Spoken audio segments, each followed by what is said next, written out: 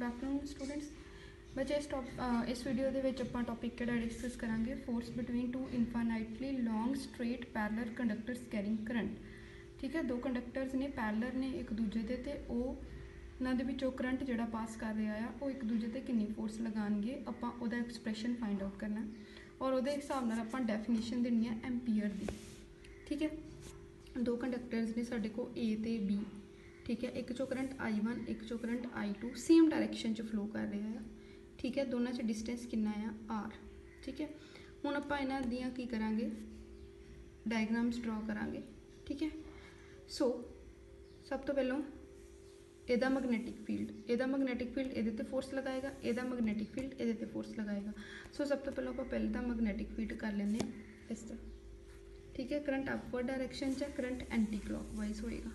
ठीक है, anti clock current upward direction च magnetic field lines anti clockwise direction च होणगियां। ठीक है, तो मतलब इत्थे डायरैक्शन होगी मैगनैटिक फील्ड की इधर नूं।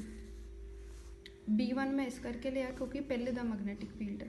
उस तो बाद तुसीं Fleming left hand rule apply करोगे तो F2 की वैल्यू जिहड़ी आ फाइंड करोगे। ये करंट, ये मैगनैटिक फील्ड, ये फोर्स। ठीक है, हुण जे मैगनैटिक फील्ड तो इधर नूं ही आ, करंट अगर नीचे नूं हुंदा तो फोर्स उपर नूं लगदी।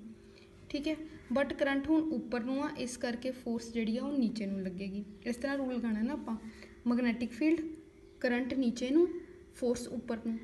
ठीक है, बट करंट हुण उपर नूं है, इस करके फोर्स की डायरैक्शन रिवर्स हो जाएगी, फोर्स नीचे नूं लगेगी।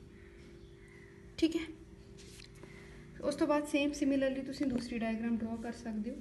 ठीक है, और ਉਹਦੀ भी फोर्स की डायरैक्शन इस डायरैक्शन च होएगी। ये इधर नूं इहदे ते फोर्स लगा रहा है, ये इहदे ते इधर नूं फोर्स लगा रहा है। मतलब पहला कंडक्टर दूजे नूं अपने वाल खिंच रहा है, दूजा कंडक्टर पहले नूं अपने वाल खिंच रहा है। मतलब है कि ये दोनों एक दूजे नूं की करनगे, अट्रैक्ट करनगे अगर सेम डायरैक्शन दे विच करंट जिहड़ा आ वो फ्लो करता है। ठीक है, हुण एक्सप्रैशन फाइंड करते हैं।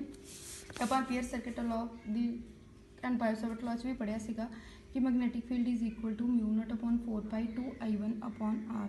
ठीक है, पहले का मैगनैटिक फील्ड लै रही हूँ मैं, पहले का मैगनैटिक फील्ड है वही वैल्यू आएगी B1 is equal to μ0/4π2I1/R। ठीक है, हुण जिहड़ा फोर्स लगानी है वो आपां परपेंडिकुलर डायरैक्शन च मैक्सीमम होएगी। सो परपेंडिकुलर डायरैक्शन च फोर्स कितनी आएगी, आएगी sin 90, that will be ILB। ठीक है, फोर्स की वैल्यू आ गई साढ़े को ILB। हुण आपां कढना है force experienced per unit length of conductor.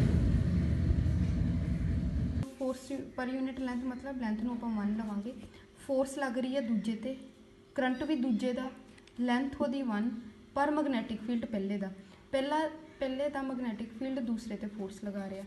ठीक है, सो F2 की वैल्यू आ गई I2 B1। सो तुसीं इत्थे B1 की वैल्यू पुट कर दो, आ वाली वैल्यू पुट कर दो, तुहाडे कोई आंसर आ जाएगा।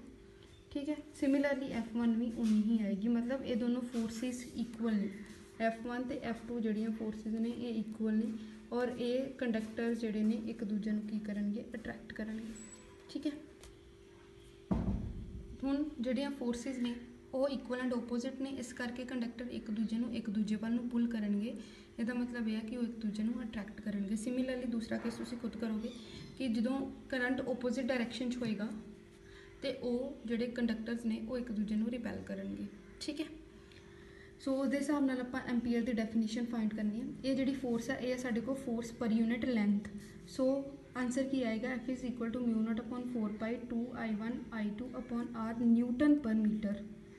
ठीक है, क्योंकि ये फोर्स पर यूनिट लेंथ है। अगर आपां I1 ते I2 नूं I पुट कर दिए, ठीक है, सॉरी 1 पुट कर दो, I1 तो I2 की पुट कर दो 1 और R नूं भी की पुट कर दो 1। सो μ0/4π होएगा 10⁻⁻⁷। सो तुहाडे को इन्ना आंसर आ जाएगा। ठीक है, इसदा मतलब ये है कि एम्पीयर वो वाला करंट है जिहड़ा सानू मतलब दोनों इनफाइनाइटली लॉन्ग पैरलर कंडक्टर्स दे विचों पास करवाना पेगा जदों एरिया ऑफ क्रॉस सैक्शनल जिहड़ा वा वो नेगलीजिबल है, तो उन्होंने दोनों के डिस्टेंस कितना है 1 मीटर, और वो एक दूजे ते फोर्स कितनी लगा रहे हैं 2 × 10⁻⁷ न्यूटन पर मीटर। ठीक है, दोबारा सुनो कि एम्पीयर वो वाला करंट है जिहड़ा अगर आपां इनफाइनाइटली लॉन्ग पैरलर कंडक्टर्स दे विचों पास करवाइए तो ਉਹਨਾਂ ਦੋਨਾਂ ਦੇ ਵਿਚਲਾ ਡਿਸਟੈਂਸ ਵੀ 1 ਮੀਟਰ ਹੋਵੇ ਤੇ ਉਹ ਇੱਕ ਦੂਜੇ ਤੇ ਫੋਰਸ ਵੀ ਕਿੰਨੀ ਲਗਾਉਣ 2 × 10⁻⁻7 ਨਿਊਟਨ ਪਰ ਮੀਟਰ। ਕਲੀਅਰ।